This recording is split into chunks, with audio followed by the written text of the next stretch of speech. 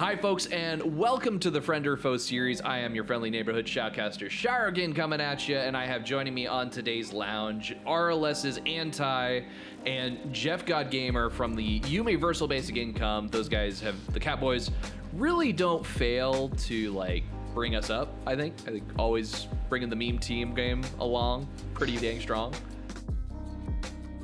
So just how you guys doing? You doing something pretty we good after your games? greatly enjoy.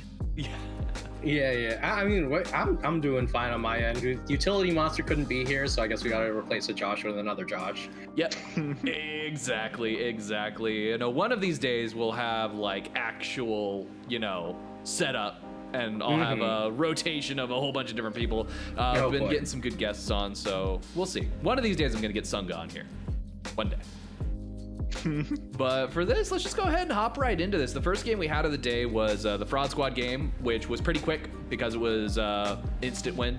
So that's what happens whenever you get yourself a bye day, essentially.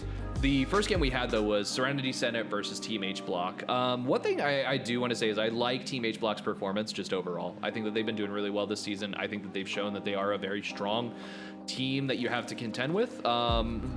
Jeff, where would you actually where were you placing them in your power rankings?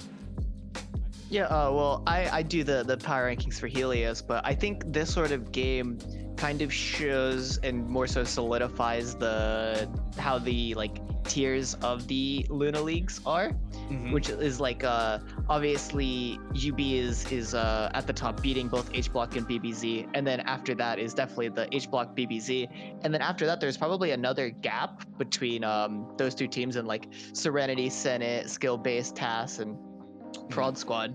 So I definitely think this is another game that shows just sort of how the Luna League is tiered. Okay, so I could totally see that.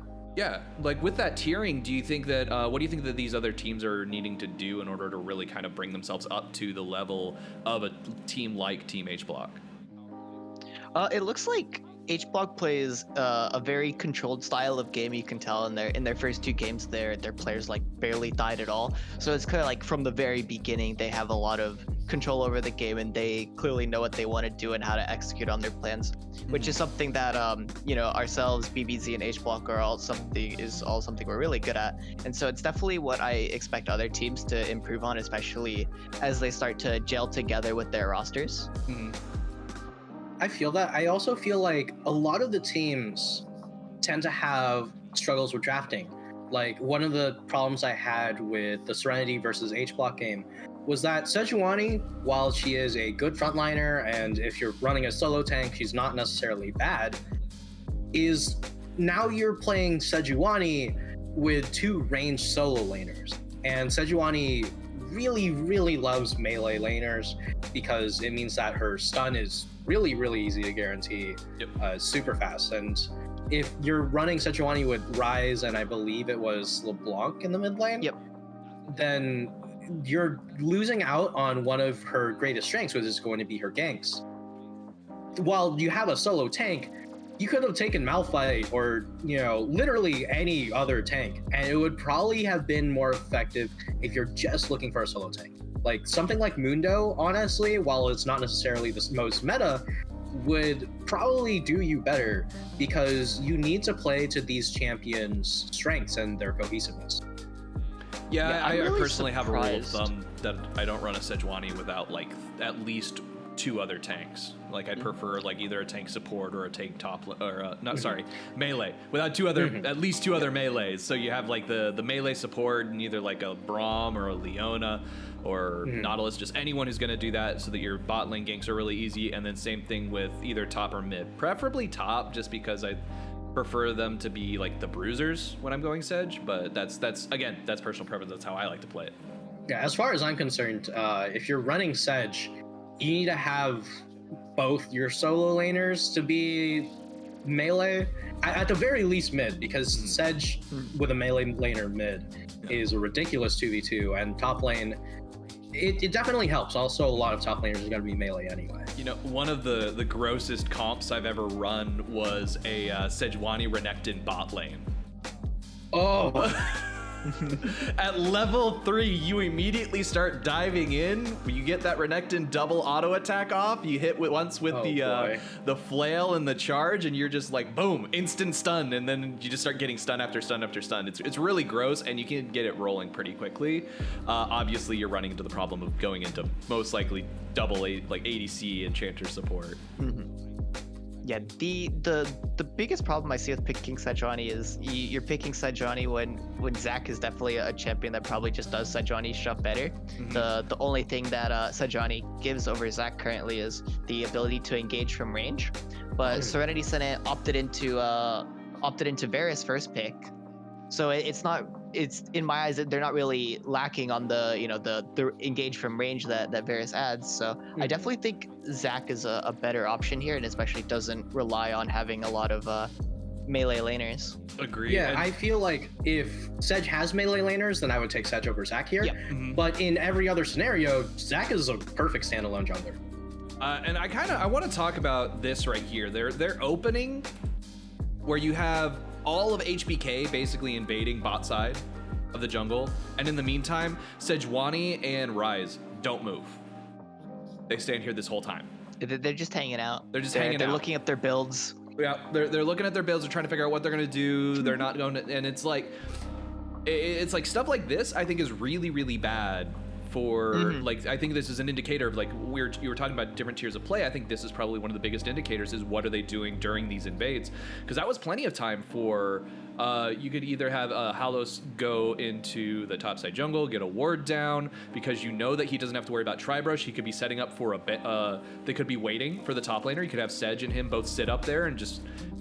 Nah, they'll probably put Sedge too far behind, but you could have him sitting up there in the Tribrush, waiting for HBK's top laner to come up and then just get off some free damage. I think when you see when you're fanning like this and you see the entire enemy team walking in your jungle to push vision, the immediate counter is to have the people sitting in the top side of the river establish vision in the enemy side of the jungle. So because they didn't do that, H Block now knows exactly where Sejuani is, and they'll likely know where she is for like the first 5 to 10 minutes of the game, where Serenity Senate knows absolutely nothing about Jarvan. Jarvan could have walked up and started red buff. He could have solo started anywhere. So just the lack of information is very rough for Serenity Senate, especially playing against a champion like Jarvan, who can gank incredibly early in the game very well. Let's see here. Jeff, I'm gonna adjust your camera a little bit. Give me a second. I'm leaning over. That's my fault. Sorry. No, it's okay. You're good. There we go. Okay. Yeah. I know it's tough whenever you have like the tiny little cams and you got to worry about the framing and everything. I have Discord on my other monitor, so I'm looking at that. But I'll just move it so I've got 2 monitors as well, but I just split it between the one monitor so that way. Usually that's what I do too. Usually I have y'all's cameras just like right below this right here. All right, and so obviously HBK's game. It was a pretty I think.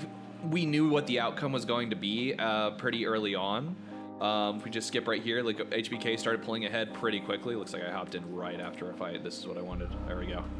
HBK seem incredibly strong at snowballing the leads that they do get. It's just a matter of whether or not they're going to be able to get them. And when they do get them, dear Lord, like I remember seeing a very well executed dive in the mid lane where originally was planning on diving on the LeBlanc, but they ended up killing the Sejuani with Nico sitting directly under LeBlanc's tower.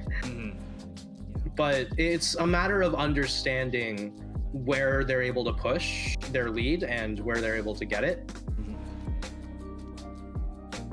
Yeah, I think as you're talking about what other teams can do to improve is understanding that you are behind and accepting that you're playing from behind and how your mindset should change while you're behind compared to when you're ahead. Because overall in FoF, teams always look really good at closing out leads, or most of the top teams look good closing out leads, mostly because other teams don't understand how to play from behind and they end up like taking fights they don't need to and just getting rolled over. Yeah, and it's the fights you don't need to take that you got to be able to discern from the fights you do need to take, because even when you are behind, sometimes you do need to go for that 5v5. You do need to go for that big team fight, or even the pick against the 6-0 LeBlanc. It's like, if you can manage to pick that up, it can be so crucial to the rest of the game, and it can just basically take that, because you get that extra shutdown goal, it can just basically turn that lead, start snowballing you in the other direction. As far as I'd put it, it's if you're down 3,000 gold, you should lose. If you're down 5,000 gold, you're against a team that knows what they're doing, you will lose.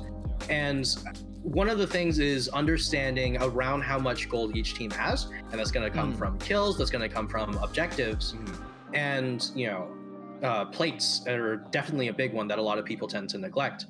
And one of the big things is if you're down 3k gold and the game's not quite over yet, I think that's the time where you should be grouping up as 5 and trying to look for the picks that are going to get you back into the game. And one of the biggest things is going to be vision control, which a lot of teams are going to have a lot of trouble with, because vision control from behind is incredibly different from ahead, and it's super hard to do. It really is.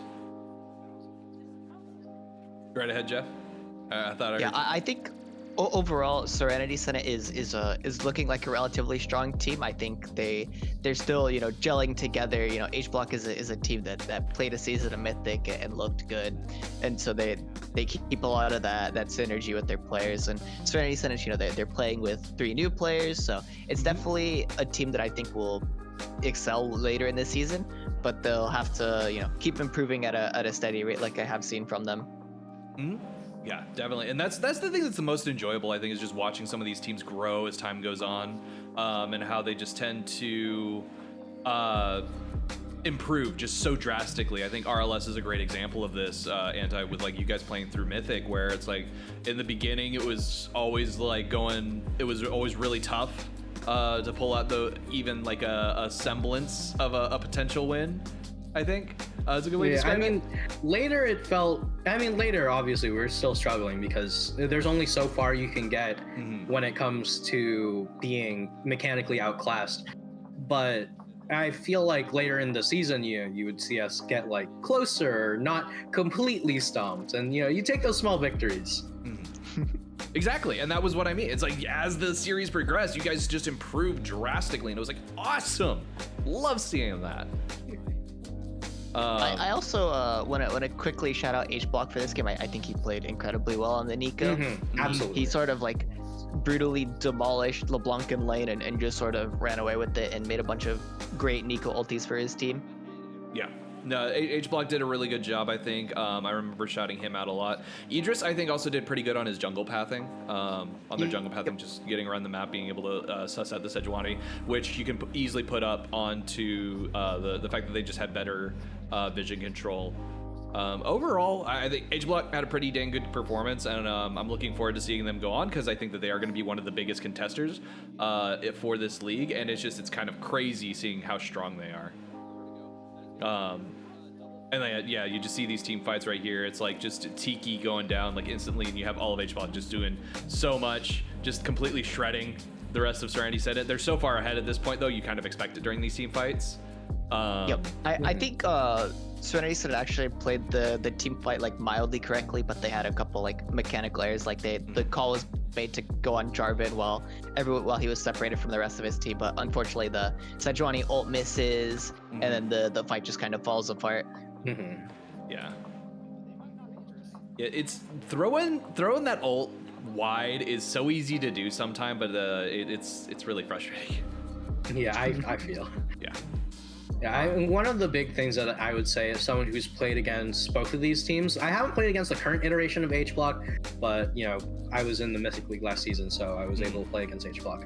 H-Block in the Mythic League, at the very least, was one of those teams where at the very beginning of the season seemed very winnable for RLS going in. Like, we were very much able to match with them mechanically and such like that. But towards the end of the season, H-Block had gotten exponentially better. So I'm only expecting to see things go up from here. And Serenity is also a team that we have scrimmed against, and I feel like they're going to be getting better. So we can't really sleep on either of these teams. Yeah. And then the next game we had after that was the Taz versus BBZ game. Taz doing their usual heavy engage style, although this time they tended to play a little bit safer, I think, going with the Senna Kai'Sa pick rather than like a really aggressive mid lane as well, like going onto the Lissandra, who's still aggressive, but I'm definitely not super sold on Kai'Sa Senna. I know H Block played it quite well in their game, and I feel like Tass is like, wow, this lane looks good. We should pick it too. But I've seen it a couple times, and I'm not entirely sure where the strength comes from. But it's a lane I don't think it's good. I think it's hot garbage. To put it simply, I also think it is hot garbage. Yeah. I think Senna belongs in the ADC spot right now. I feel like as a support, she's got some stuff in her kit that's really strong, but it's just I feel like they're pushing her more towards ADC with items and just overall patch changes. Yeah, the thing is, even if you're going to put her on a support, like let's say that you do that, you need to put her with an AD carry who can CC the opponent, so that way you can at least make sure that you can get out somehow. I don't know, like it just feels like Senna Kai'Sa is designed so that way Kai'Sa can kind of farm because the opponents are too busy dealing with Senna poke. But you have other champions that can do that. You have Seraphine, you have Sona, you have Nami, you have Xerath, you got a plethora of different champions. And when you're playing into something like Aphelios Braum, which is one of the strongest 2v2 bot lanes in the game right now, Senna Kai'Sa should honestly just be getting rolled over. Yeah, and also the Amumu pick, Ahntye was talking about a little bit earlier, but when you pick Amumu, it is really good to have winning lanes to follow up with Amumu to sort of let Amumu get into his later stages of the game. And TAS did not really pick a whole lot of winning lanes this game, and I think that they just started to lose, and once they got behind, they just got rolled over by another team who can press leads very well. And it's really funny. I feel like a lot of people have taken a page out of Rex's book, because we've been starting to see a lot of these 5-man ganks from lane where you walk around the fog of war just to sneak up onto this bot lane tri-brush or the top lane tri-brush. I mean, this one's a BBZ original. True. But it's kind of funny that we've been seeing more and more and more of this. Absolutely. It also once again points out teams not understanding what to do level 1. Ideally, you don't want to stand that far into the tri-brush, because by the time you see the enemy, they're already on top of you. And Kennen sort of like making sure no one goes and hits his tower level 1. Lissandra's staying in the correct spot, but it's definitely it doesn't take a long time to sit with your team and talk about the ways you want to play level 1. So it's definitely something I recommend all teams do, especially like when you get beaten up by a level 1 like this. Absolutely. One of the things going into the games, like when we're in just the loading screen, where we, Arlas at least, as a team, will talk over, okay, well, what do we want to do level 1? Who goes where? Whose ward gets placed, etc., etc. And you want to make sure to have a very clear game plan, and also keep in mind what the opponent could do in order to react. Like, this is very much a thinking game, and you make sure to push your lead, because it's a battle of inches. Now, like early on, it looks like Tef is doing a pretty good job of like focusing on bow, but I think that they're just not respecting the amount of damage that's going to come out from the Braum passive, which is really kind of what's really interesting. Is a lot of supports who have these early stuns and early multi-hit passives, they do a lot more damage than you think early on. It's gonna chunk you a lot of health. Like if Liliana gets onto you at level 2, she could probably solo an ADC in some cases. I feel like until the first back, sometimes you just straight up respect the support's damage more than the AD carries sometimes. Oh yeah, definitely. I also I do think one thing I do want to point out is right here, BBZ makes a ingenious move of once they ganked with Jarvan bot and they started red side, the immediate thought from Amumu is, I want to get red buff, so I'm going to go to the enemy's jungle and take red buff. But BBZ is sort of expecting that, and they move over Irelia and Ryze, and they're able to stop Amumu from taking any camps in Jarvan's jungle. So now Amumu is incredibly far behind. Yeah, I'm rewinding because you don't really see it during the game. You have to look down here on the mini map, and it's really like that is something that I think a lot more coordinated play is where you're gonna see it. And it's really good too because both of BBZ's members push in their lane so they don't lose too much from moving into the jungle to push out Amumu. The only like fear is that Kennen can potentially freeze on Irelia, but it's still like even if Irelia gets frozen on for like a minute, it's just so devastating to Amumu's jungle clear. Yeah, and if your jungler's ahead at that point, and you know you're gonna win the 2v2, then if your top laner is getting frozen on, you just put your jungle top lane, and congrats, the lane's no longer frozen. You just push it out. It's free. Yeah, very, very well thought out play from BBZ. Let's see. There it is. So I believe this was a play right that is coming up right here, like as this mid tower falls. That was you get the nice root from the Senna chains, and then Taz does continue the engage, but just look how strong Aphelios is at this point. And they basically split up the rest of Taz, where you've got like their damage on the back line trying to do work, but there's no protection for them, and they just get completely outflanked by the Irelia, who comes in at the last second. Yeah, it was definitely, I think Taz actually had the correct call to fight there. I think fighting is probably correct in that situation, and the setup for the fight's pretty good. You have your Kennen ult, the center root hits 2 people, but then unfortunately they chase into the choke against like Jarvan, Braum, and Irelia, and they just sort of get deleted because they're a few thousand gold behind. Yeah, and one of the big things here is, while the idea to fight is correct, you need to make sure that all of these are happening at the same time. So, for example, when you're moving over, you could say, okay, I'm on my way, we're going to fight in a bit. That's cool. What you need to do is make it clear when you're going to fight. Like, I'm going to be there in 20 seconds, I have ulti up. I'm going to be there in 5, etc., etc. And you need to make sure that if you're making a wombo comp like this, you have to wombo, you have to combo everything at the same time. Yeah, because you can definitely see in the fight, like, Lissandra combos upwards, the Kennen ulti's already over, and now we have a move.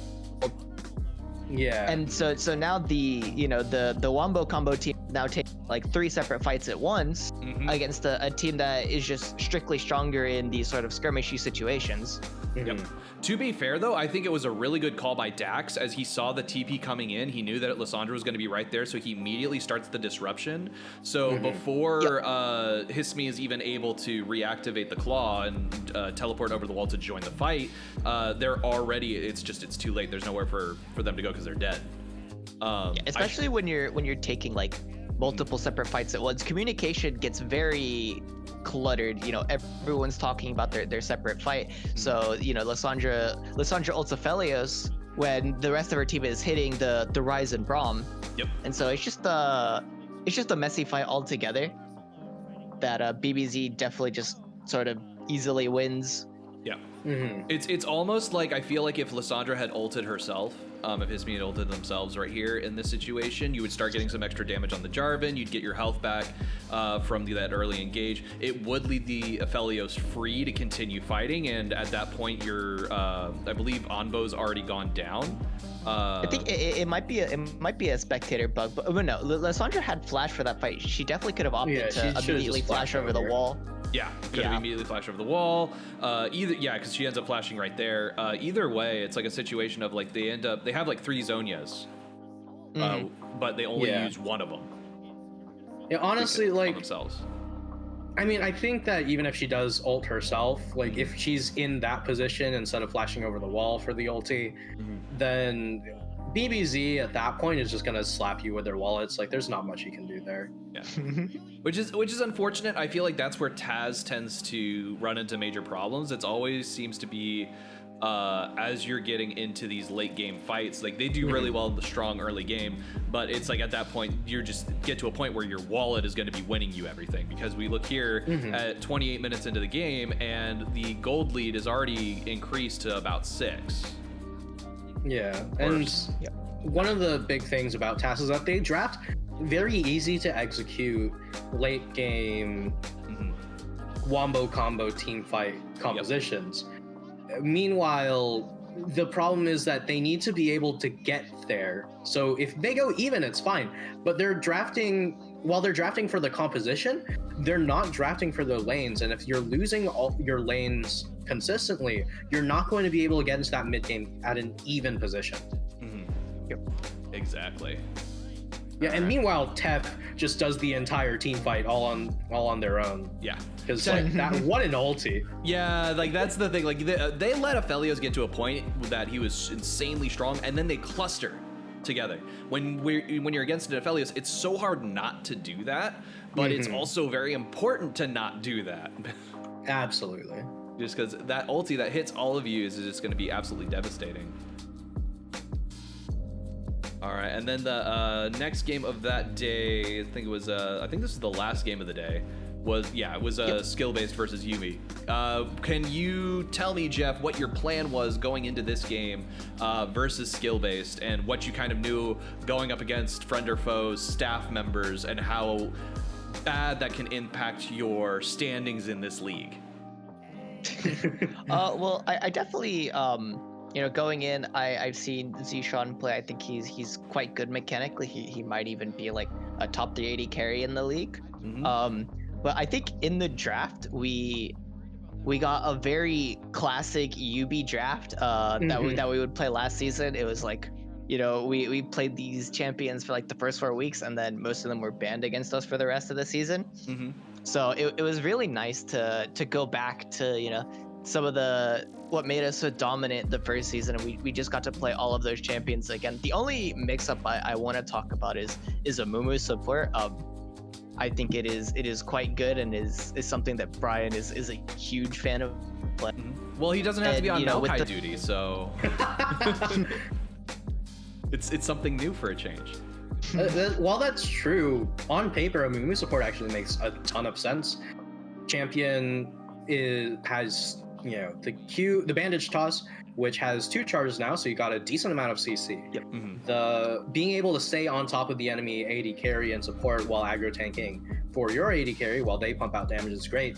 And Amumu's passive, taking less damage from autos, honestly works in their favor so much here. Yeah, definitely. Leona's received like a slew of nerfs for the past few patches, even though she's still a good champion. Leona's stun is 5 seconds. Amumu cooldown for his bandage tosses is 3 seconds at level 1 when you have both charges. So like I remember, especially in like one of the first fights that happened, Leona stuns me once in response to Amumu stun, but Amumu stuns Caitlyn twice and she just dies. So it's definitely a pick that we saw a lot more Amumu jungle in FoF recently, but I think a lot more players are starting to pick up Amumu support, and it's something we might see more of in the coming weeks. I think Amumu jungle has a 0% win rate in FoF right now. Not terrible. It's kind of weird that the sad mummy has to actually play with friends in order to do well. He doesn't get to be a loner, so he's probably really happy about that. At the very least. Pavlov's hierarchy of needs. You need that community. It's exactly it. I do think overall skill-based has a pretty good comp. I liked it, especially with the Sejuani Malphite just being on the huge tanky front line. The Corki also was absolutely devastating in a couple of games. I remember being very frustrated by it.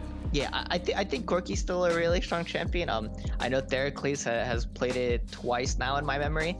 Unfortunately, it hasn't looked super good in his games, but it is still a good champion. And the one thing I do remember about this game is Civil Lock being very upset about having to play against Corki because he loves his plain man.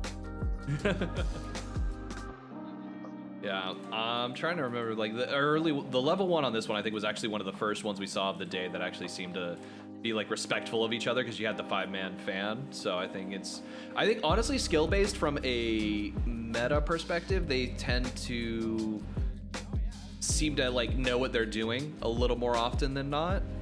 It just doesn't always seem like they're on the same page.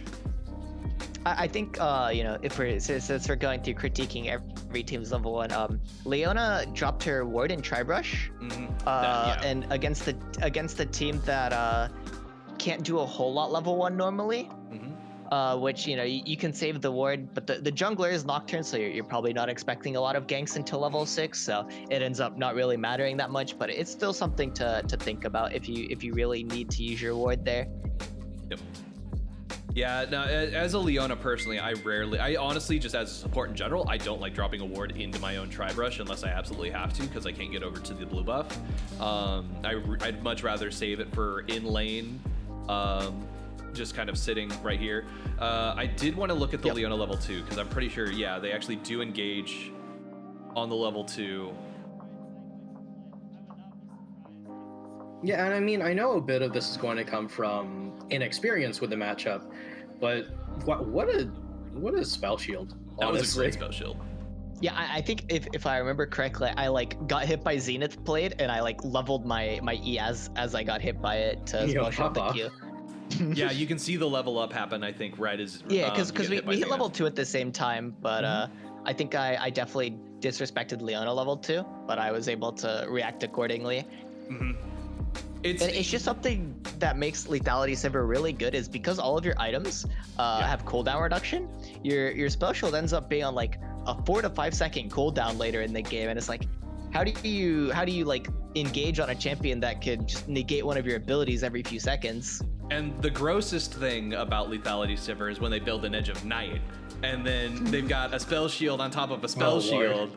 And there's literally nothing you can do to CC them. I literally went up against this lane the other day where I was. Yo, get him Mikhail's on top of that. Oh my God. Morgana Black Shield. I cried. Talking about bot lane, since the camera's on it a lot. Skillbase plays this lane really well. They force me to farm with Q instead of being able to just walk up and auto attack the wave.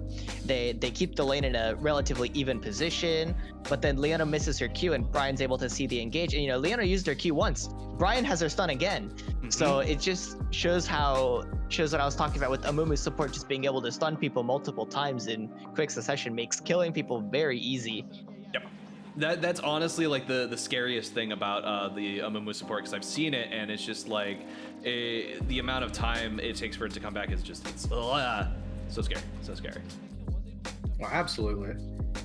Yeah, I think Amumu support has clear weaknesses that other people have to start making note of, especially as it gets more common in FoF. I don't really want to reveal the weaknesses because it's a champion we might pick in the future, but it has something to do with his Q cooldown. Can't believe I got teleported on by Malphite, and he lost 3 waves top lane just so he could kill me, and then died at the tower. Yeah. Well, look at his name. All right, so yeah, as the game was progressing, it's kind of like you guys took a pretty clear lead. Like even this early on, 12 minutes in, it's kind of like 1-7, and it's basically 4K gold lead. And this gank right here was just gross. I mean, Utility Monster is honestly probably one of the most terrifying junglers. Yeah, it's. You can tell why Nocturne got banned against him so much last season. I even think Skillbase has a pretty good response to this too. They bring the necessary people to save, but we also have double globals, so yeah. Yeah, you have double globals, and I actually kind of want to touch on your team comp here. That it's something that it just kind of like mentally clicked in my head, where you've got so much anti-CC on your team. Was that like the initial goal of this going in, like when you started seeing the Sejuani and the Leona come out? Because those were like the first 3 picks, and I believe your first 2 picks were Maokai, Galio, and it's definitely. I think it was Nocturne. It's definitely a benefit that comes with the champions that we picked. But I don't think we picked it necessarily because of the CC reduction. I just think they're all very strong characters, and we just sort of were able to win with them. Yeah. Okay, I wasn't sure if that was like the initial thought process, because it's like as you look at what's coming out on the side of skill base, I wonder if they had a draft plan originally and maybe they should have changed things up a little bit as they saw those first 3 champs and realized, oh, maybe picking a Leona into this isn't the best idea because they've already got a Nocturne who's gonna have a spell shield and they've got a Galio who's got a taunt that's gonna take away the stun and force it onto him. Plus all the extra it's definitely stuff. just a benefit that comes with playing good champions. They're usually good at multiple stuff. Yep, usually good at multiple things and able to cover a lot of bases. That's kind of how it usually goes. And the game itself was honestly pretty short. It was only like 30 minutes long. You guys ended the game fairly quickly, which I think is honestly, like, that's the other issue with, I've noticed with a lot of teams, is they don't know how to close out. We've got a very particular game that we can talk about closing out games and how important it is, and how making sure when you have priority and objective control, you take those objectives.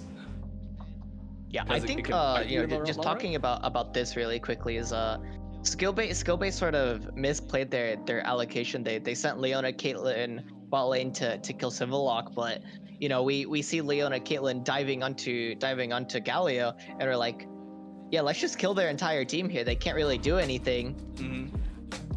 So Yeah, because there's nothing really they can do to respond, even if they knew the fight was coming. I'm really glad my team has that sort of like trust in each other to say like, we're fighting right now, and everyone's just like, let's fight. So it's definitely really nice to have that like as an aspect of your team, to trust each other, especially in these sort of like flip moments where like you're watching your teammate die. Yeah. And there's nothing for them. Like the engage right here, I think it was really bad decision making on the Leona's part, because there's nothing 2 versus 4 is going to be able to do in this situation. Caitlyn is going to be able to poke out. Definitely.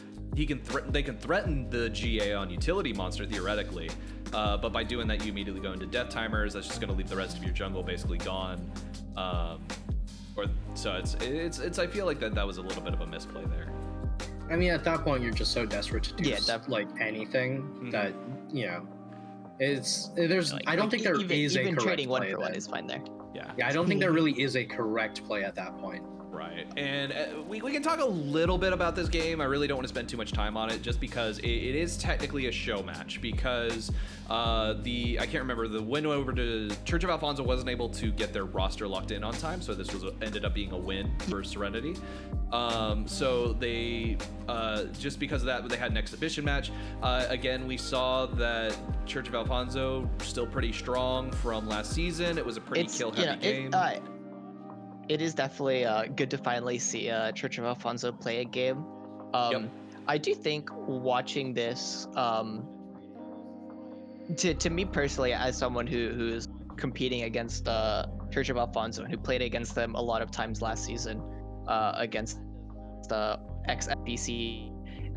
Yeah, back when they were Falcon Esports. Even though Serenity Senate came in with, Serenity Senate came with like a mostly draft. And Church of Alfonso struggled against it a little bit, especially in the early game. And it's definitely one of those, first game it might be like jitters being on stream for the first time this season, but it is definitely concerning when you're trying super hard to win these games and the other going in with like a for fun mentality, and your early game still looks a little shaky.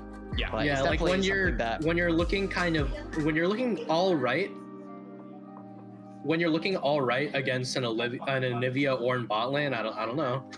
Yeah, it's definitely cause for concern for Church of Alfonso, but I still think their returning players are very good, and their new players did look quite good in this game. So yeah, but like I said, don't want to spend too much time on it, so we'll just go ahead and move on. It is a fun match to watch, just because of the nature of seeing Falcon Esports finally get a chance to play. I am excited to see them play actual games though. I think they'll still be a strong team. I believe so as well.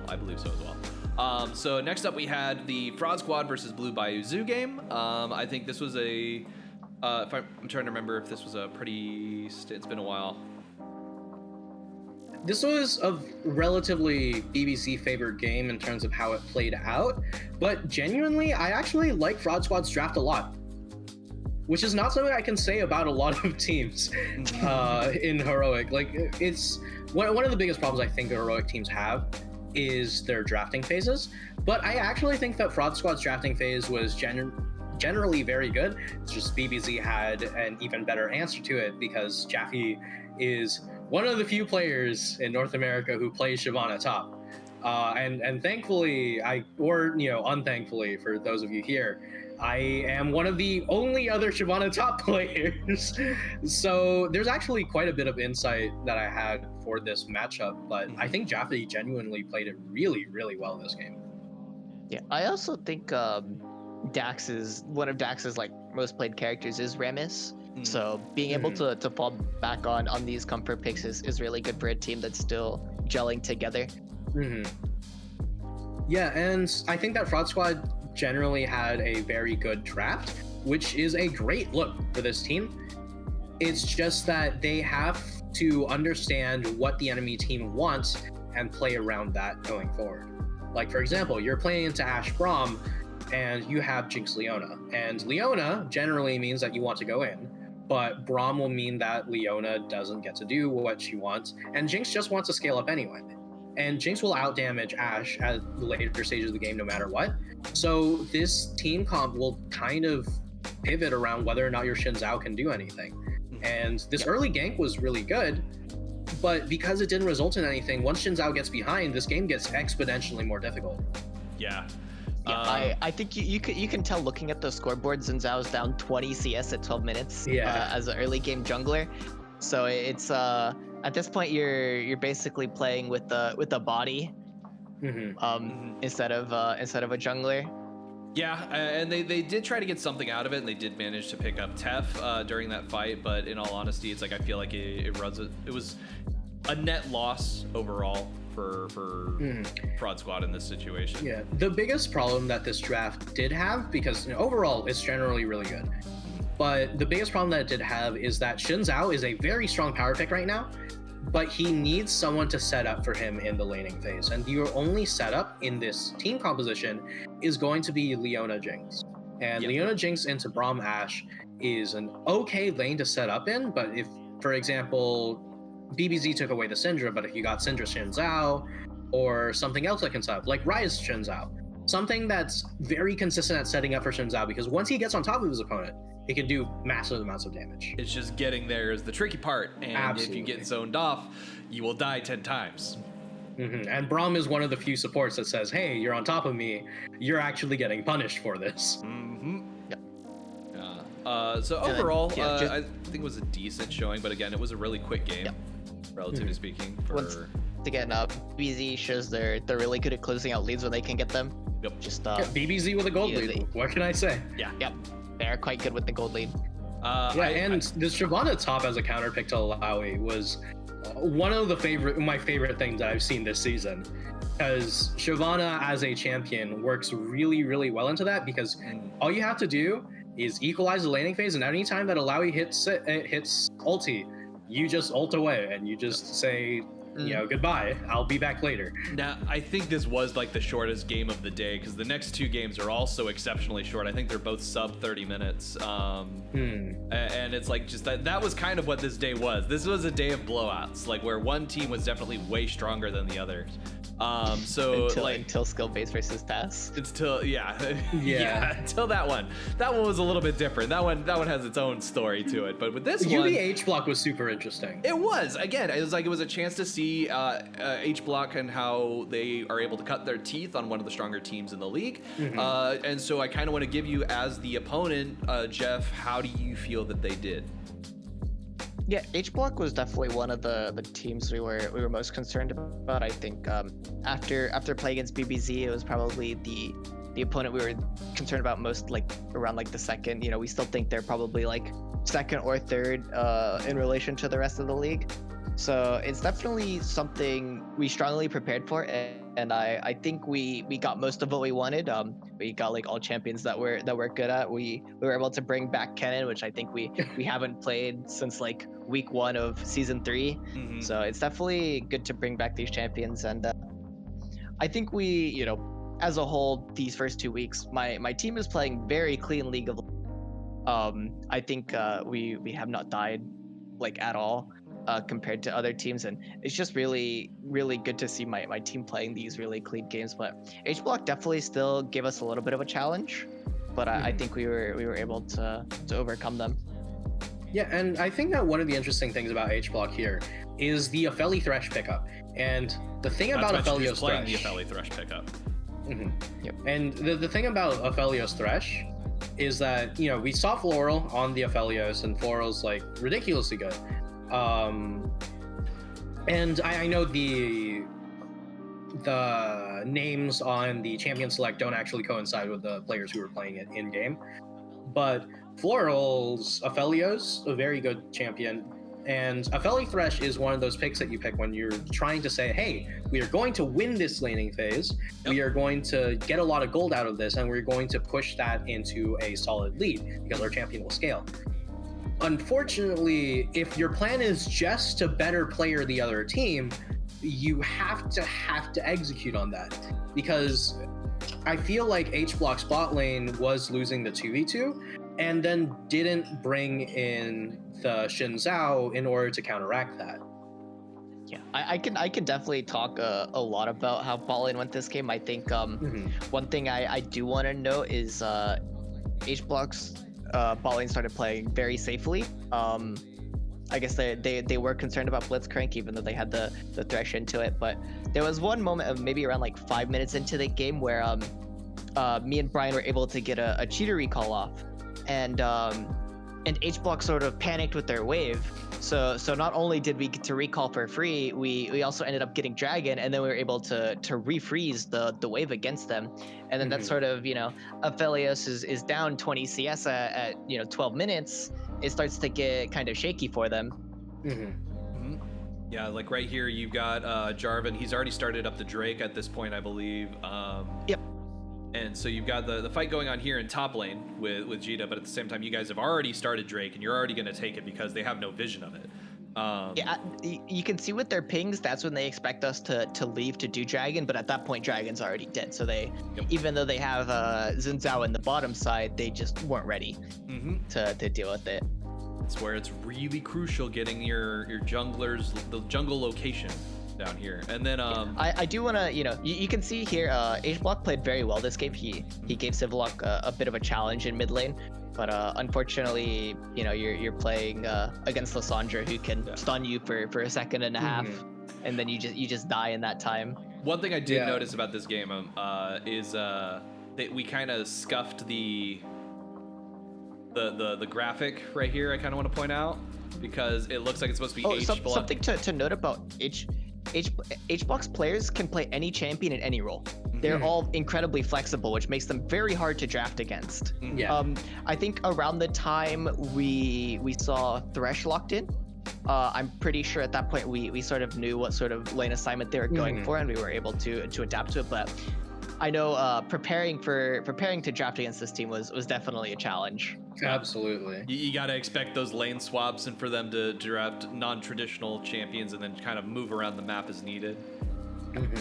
Yeah, I mean, H Block did that to us in Mythic last season. I remember their mid laner and their AD carry swapped, and we had to deal with a Tristana mid and an AD carry on top of that, and we were incredibly confused.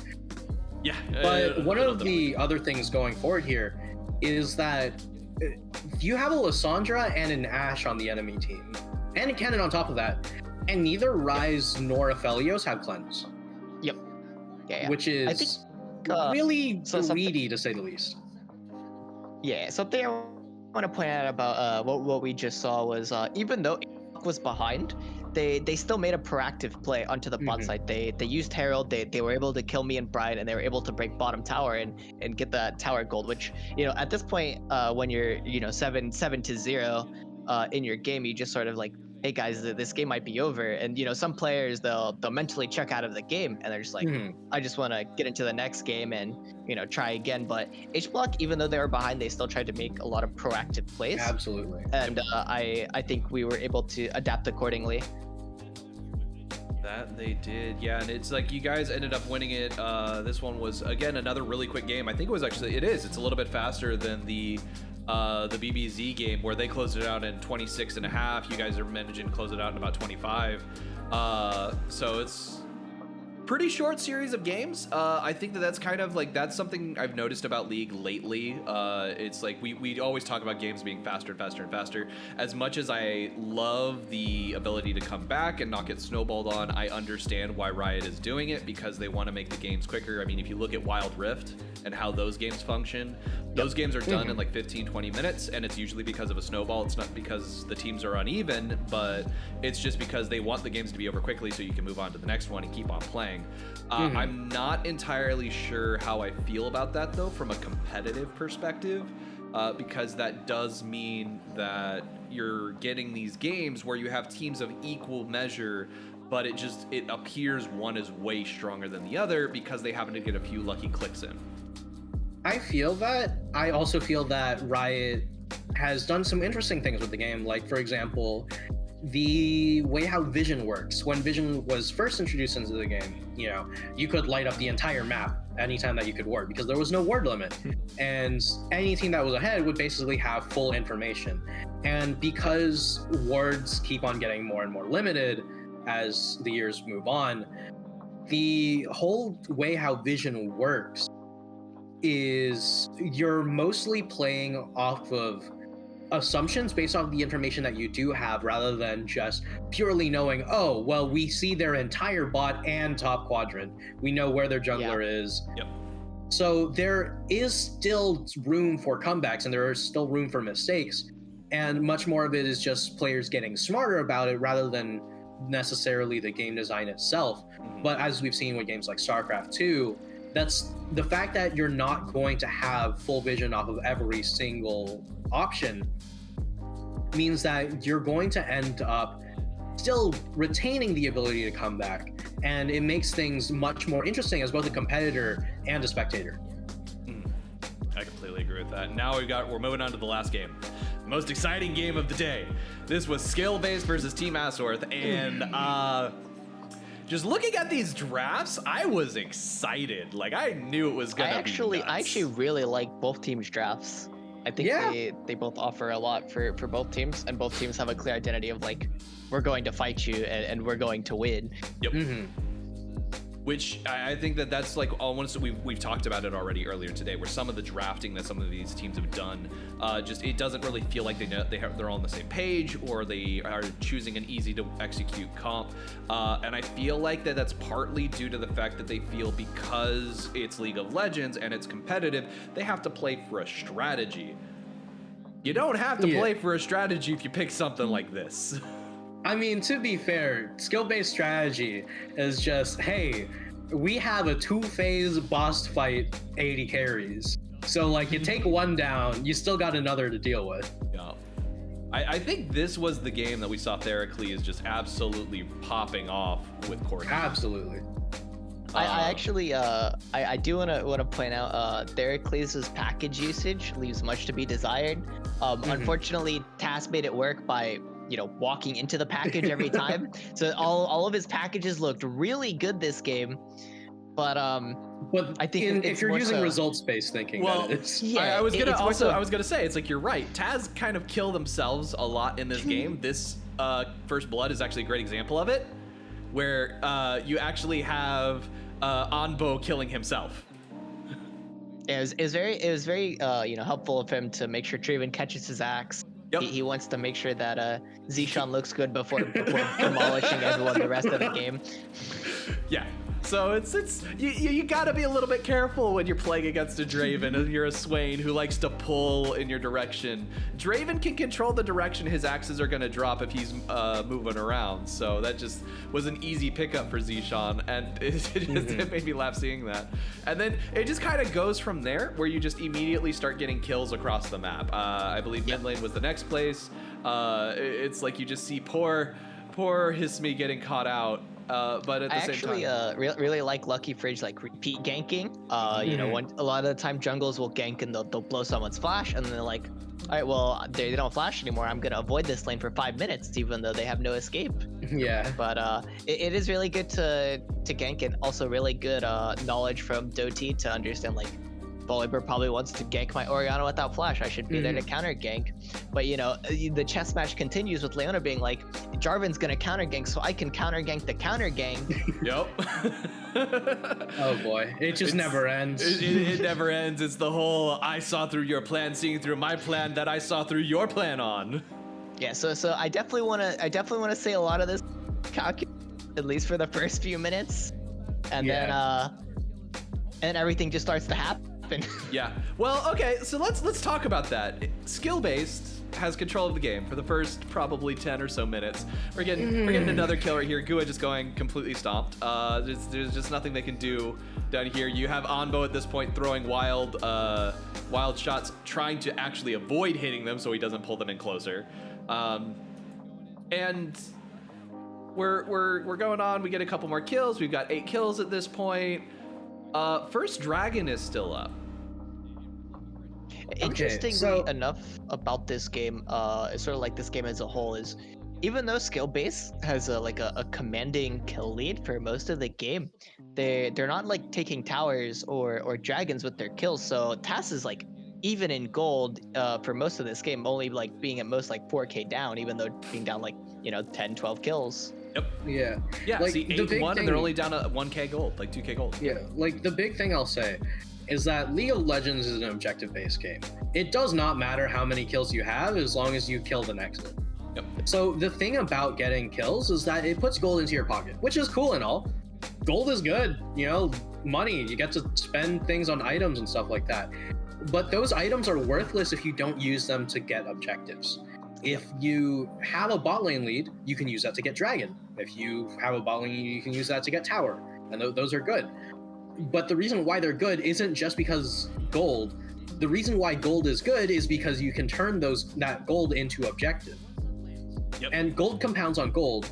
So, the more money you have, the more easy it is to get the objectives. But if you never go for them at all, it's useless. I do like Doty's one-mindedness in this engage, because you see him, he's getting ready to come over the wall for this gank, and unfortunately Lucky Fridge is waiting for him in the bush, and he doesn't realize that, but all of a sudden, boom, he sees it, he sees him come over the wall, and right there, gets a lot of damage down, but Jarvan still just like basically ignores the Volibear and just goes over the wall and cataclysms anyway. Yeah, there's also a really good shockwave here, if I remember correctly. Oh yeah. Catching 2 or 3 people. And then, at this point, skill base is up 4 kills, but gold's even at this point. Yep. Yeah, which is, it's nuts that you see a game that's 9-5 and the gold being even on one side. Yeah. Yeah. And as this game continues, we continue to see Zishan getting lots of gold, lots of damage put out, and, Theracles also ends up scaling up. But they're still not using that gold for objectives. It feels like they're just kind of getting more kills and trading kills here and there, until even though skill base have drag priority, like bot lane priority, for the first 10 minutes and 50 seconds of the game or something like that. Oh no, we're still on first strike, and it's 12 minutes and 30 seconds in. Oh, jeez. They finally started it at 12 minutes 30 seconds. Yeah, and TAS end up getting the first drag anyway. It's like Yeah. Once and they don't even get it through the smite either. If you look. This is the second quirky package that isn't hitting anything.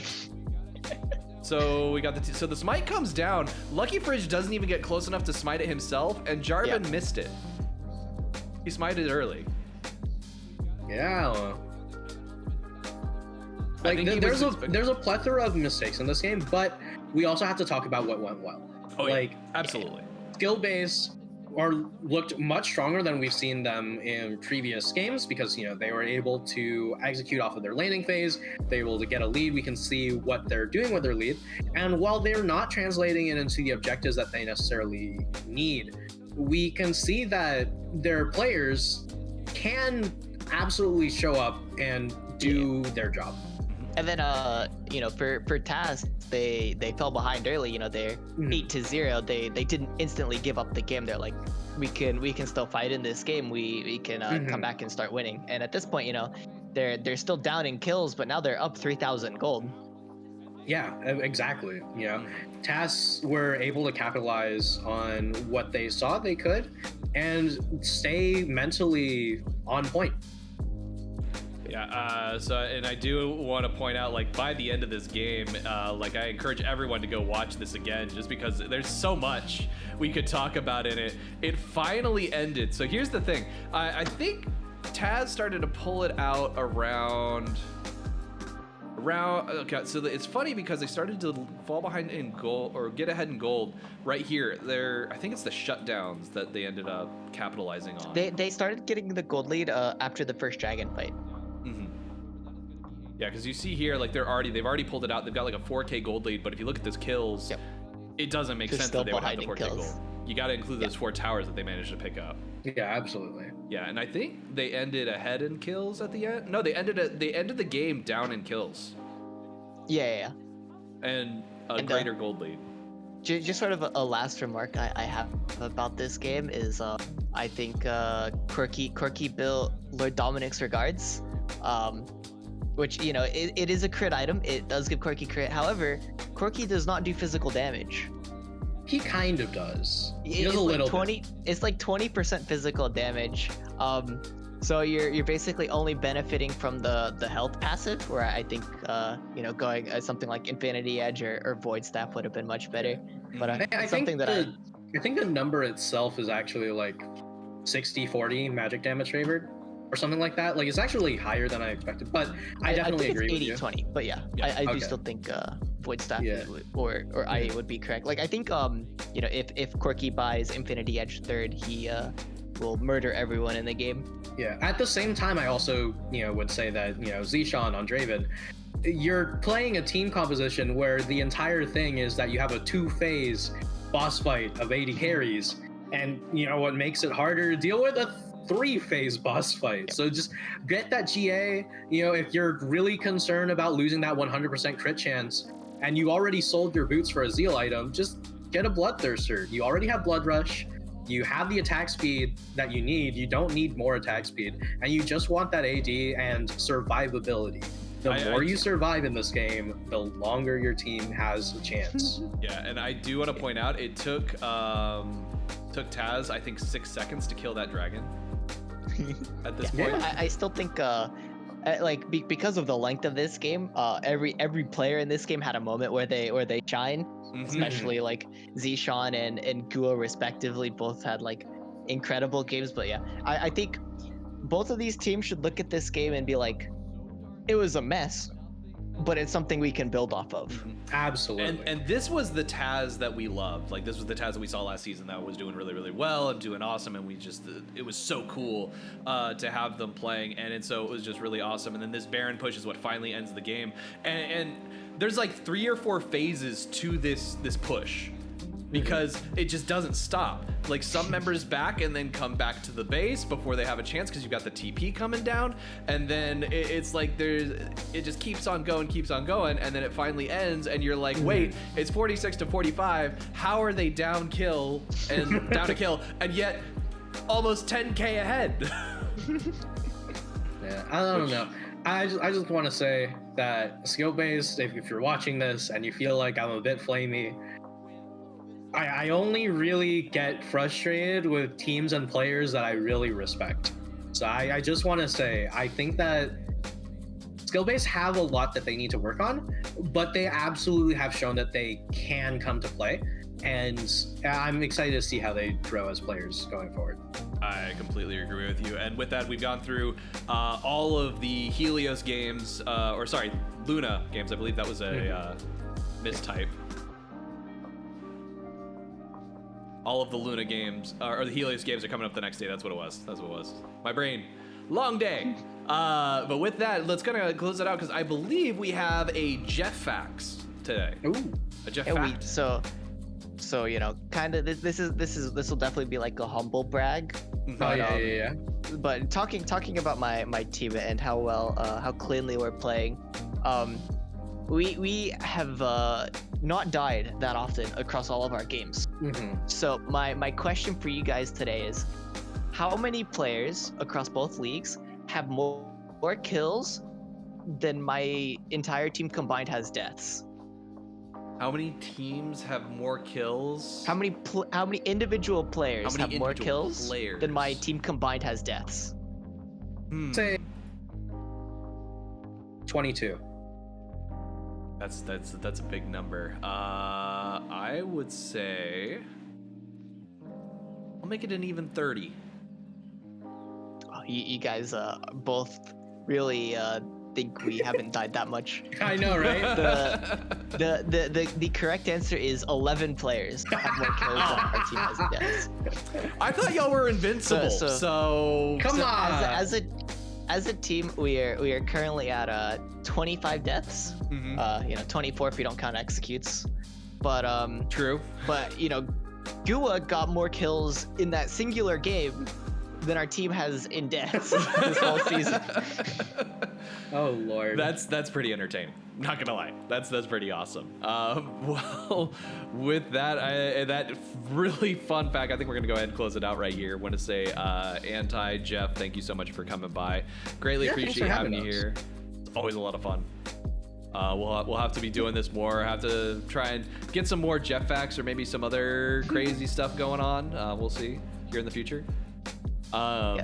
Well, with that, we're going to go ahead and close it out. And I'd like to say thank you to our sponsors, Adobe Creative Cloud and Logitech Gaming. We greatly appreciate your support. And everyone else out there, we look forward to seeing you on these coming games. We're going to be having some really exciting ones. The next set of matches are going to be pretty awesome. Actually, we haven't done our predictions yet. So let's go ahead real fast.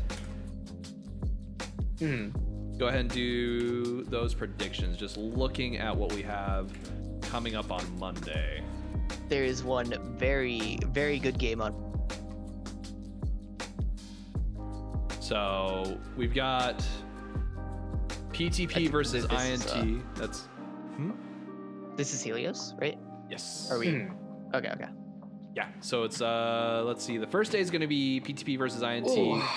I think this one's going to be an interesting one because we have some changes coming to the roster and whatnot.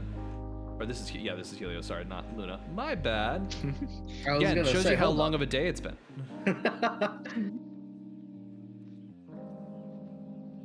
Let's see here. There we go. This is what we want.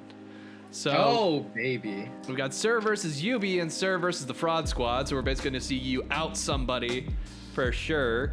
I am very excited though about this one. Yes, that Absolutely. would be that is my personal game that decides who will be in grand finals with us. Yeah, one of the big things about H-Block and BBZ is that, I played against H-Block last season. We did a lot of scrims with BBZ this season. And it's interesting because I think that both teams genuinely have a lot to bring to the table. And it's going to be really interesting to see that back and forth. And that's one to watch out for. It is. Yeah, definitely. It is. I'm really stoked for that one. I'm kind of leaning in favor of HBK because I feel like they've got a little bit of that wild cardness aspect to them that I think is going to be really. It's not going to be tough for BBZ to deal with, but it does have the potential to throw them off their game and give HBK a little bit of an advantage. Other than that, I think I'm definitely looking forward to the Taz versus Serenity Senate on the 7th. For the second and game. then Church of Alfonso versus BBZ is definitely a game that sort of shows how COF stacks up against the top I'm teams still in the a little league. hesitant to get excited for a Church of Alfonso game right now. Once we've gotten a couple of games under their belt, then I'll say yeah. So, but normally yes, I would agree with you under that situation. All right, so with that, so on Monday, September 6th, we'll be getting these games popping off pretty hard. And that'll be really exciting, so we look forward to seeing you all there. And then once again, I want to say thank you to our sponsors, Adobe Creative Cloud and Logitech Gaming. And then, of course, I have to say thank you to the JeffGodGamer and to the Ahntye person over there as well. You guys, I do like having you here, and this is always a lot of fun. It's kind of like the highlight of my day, my weeks. My week. Yeah. The days that I record these, it's a nice, relaxing. Let's just talk about something that makes us angry, kind of thing. So with that, we'll go ahead and close it out, and everyone have a wonderful evening, afternoon, brunch, whatever it is where you're watching this. And we look forward to seeing you at twitch.tv/FoF Esports, and links for that will be down below as well. So have a great rest of your whatever your day is.